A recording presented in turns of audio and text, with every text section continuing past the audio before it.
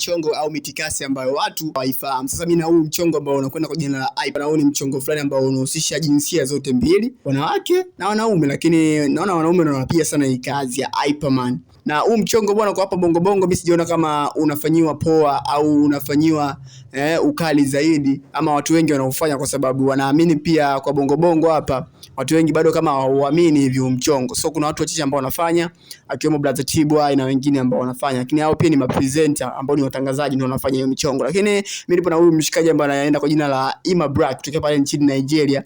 Huyu mshikaji bwana ni Hyperman mkali sana kutoka pale Nigeria. Alafu jamaa bwana amejipatia au amejizolea umaarufu sana kupitia ngoma ya Cook Water. Hii ngoma bwana, Cook Water ni ngoma ya kipiano au ama piano ambayo imeimbwa na Spirit Boys. Lakini huyu jamaa baada ya kuifanyia hype ama kuipromote kupitia hype, akipiga maneno yake yale you water yash, hatari sana. Sasa imefanya ngoma iondoke sana, lakini pia na yeye deals nyingi ziingie na watu wamuone ni mkali sana. Na yeye mwenyewe pia hiyo ngoma anaenda kuifanyia video, kumaanisha kwamba hiyo ngoma imeondoka, lakini pia ile design ambayo alikuwa ameitumia pale Sheka you water nyash ilikuwa imeenda sana. Kama unamfahamu najua wewe mfuatiliaje, lakini kama umfahamu mimi nikupe tu siri, huyu jamaa bwana ni Hyper mkali sana kutokea hapa Afrika. Na jamaa sasa hivi anajiweka kwenye world class ama kwenye level ya dunia zaidi, anajiweka kwa sababu deals nyingi zinafika, anaenda mpaka Paris, anaenda nje ya nchi huko kwa ajili ya kufanya mambo ya hyping. So watu wanatakiwa wa focus kwamba waamini kuna michongo mingine ambayo ipo watu hawaifahamu,